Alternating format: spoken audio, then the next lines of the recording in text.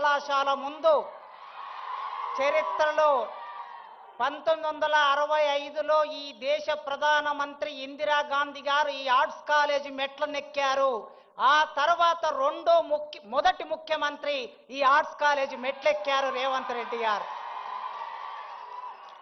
చరిత్ర మౌనంగా ఉంటది, చరిత్ర సంభాషిస్తుంది, చరిత్ర ఒక్కొక్కసారి సంవాదం నడుపుతుంది.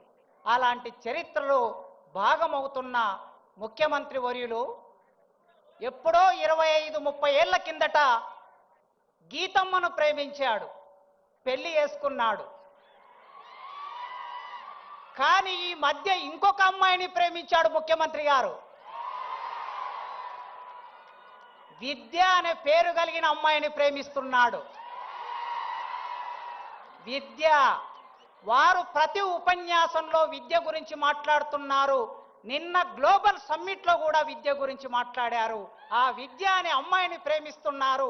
ఆ ప్రేమ వారి గొంతులో ప్రాణం ఉన్నంత వరకు కొనసాగించాలని ఒక టీచర్గా కోరుకుంటున్నాను.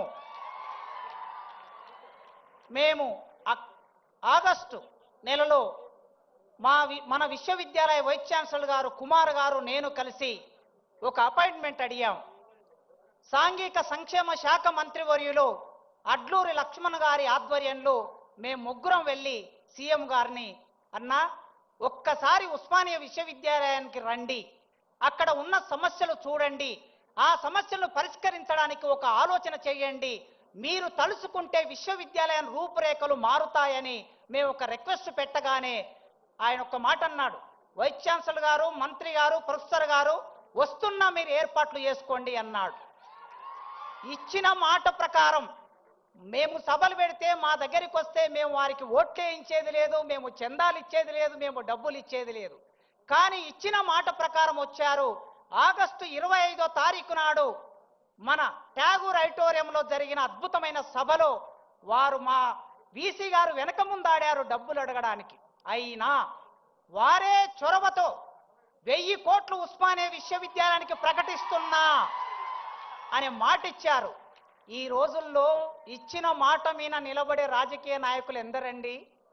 చాలా మంది ముఖ్యమంత్రులు నేను 30 ఏళ్ల కాలంలో విద్యార్థి రాజకీయాల్లో ఇప్పుడు చూస్తూ ఉన్నాను. ఈ ఉస్మానియా విశ్వవిద్యాలయం 100 సంవత్సరాల సందర్భంగా 200 కోట్లు ఇస్తామని చట్టసభలో హామీ ఇచ్చి ఆనాడు 100 ఇయర్స్ వైస్ ఛాన్సలర్ గారు కూడా ఇవాళ అతిథిగా ఇక్కడికి వచ్చారు.